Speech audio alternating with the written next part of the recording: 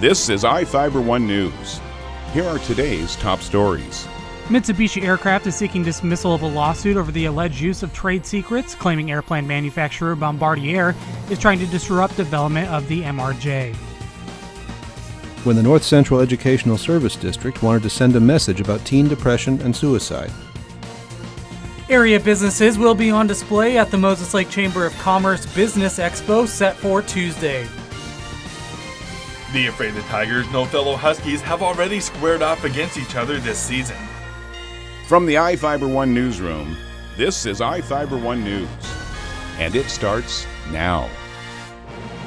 Mitsubishi Aircraft is seeking dismissal of a lawsuit over the alleged use of trade secrets, claiming airplane manufacturer Bombardier is trying to disrupt development of the MRJ. Mitsubishi submitted court filings late last month seeking dismissal of the lawsuit filed by Bombardier in federal court. Bombardier is claiming Mitsubishi and Aerotech recruited Bombardier employees to work on the MRJ certification process and brought with them confidential documents and data in an attempt to fast-track the MRJ certification. Mitsubishi has denied the allegations and contends its hiring practices comply with the law, alleging Bombardier is only trying to disrupt development of the MRJ.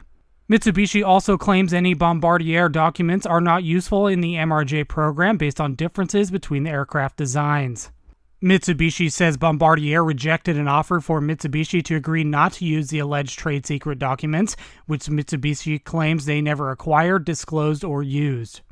Bombardier says Mitsubishi and Aerotech employ at least 90 former employees, and 5 former employees named as defendants in the lawsuit stole significant amounts of trade secret information directly relating to aircraft certification. Mitsubishi officials say they are also considering counterclaims against Bombardier in connection to the lawsuit. This is Joe Utter for iFIBER 1 News. This segment is brought to you by Change doesn't have to be complicated. With a low-profile microwave hood combination that's ready to install right out of the box. It fits in the same space as your under-cabinet hood, so you can get your microwave off the countertop and make space for the routines worth keeping. The low-profile microwave hood combination from the #1 selling appliance brand in the USA. Whirlpool Appliances, now available at more furniture in Ephrata.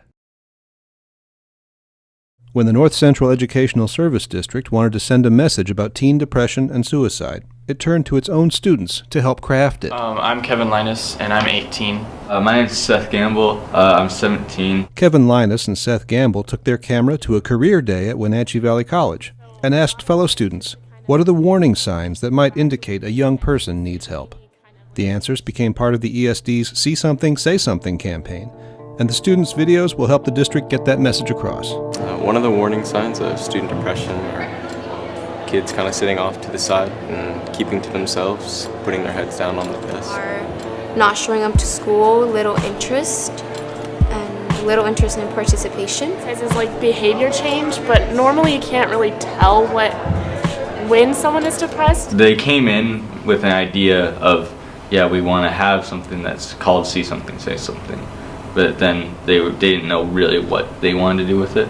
Kevin, a Chelan High School student, and Seth, who goes to Eastmont High, are part of instructor Eric Link's cinematography and production class at the Wenatchee Valley Technical Skills Center. Seth handled most of the filming and interviewing, while Kevin handled the boom mic and did the editing.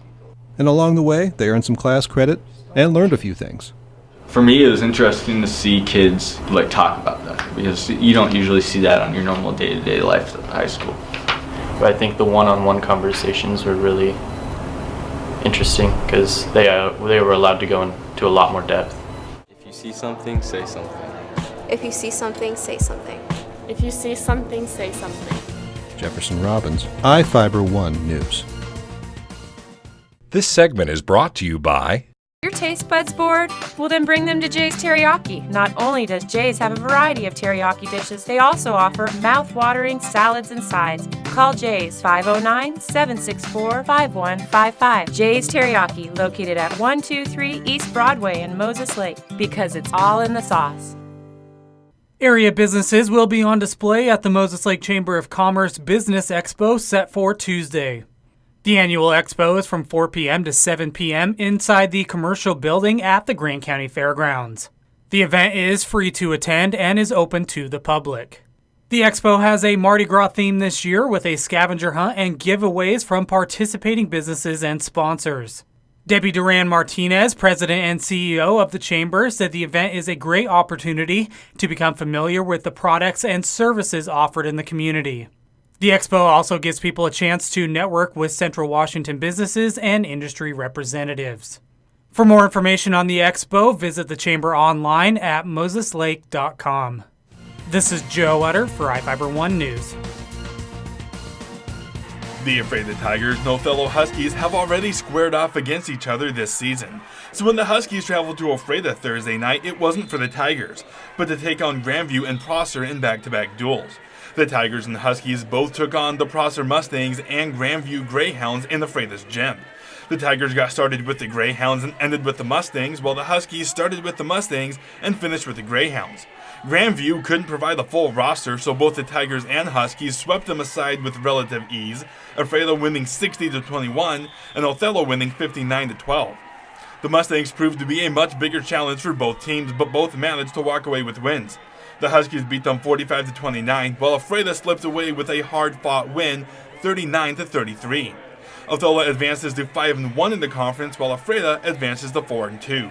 Both teams will play in tournaments this weekend. Ephrata will participate in the River City Duels in Post Falls, Idaho. Meanwhile, Othello will stay more local, participating in the Way Restburg Invite in Ellensburg. I'm Adam Chikoski for iFIBER 1 Sports. This is iFIBER 1 News. For more information on these stories and other news, visit us online at iFiber1.com or check us out on Facebook.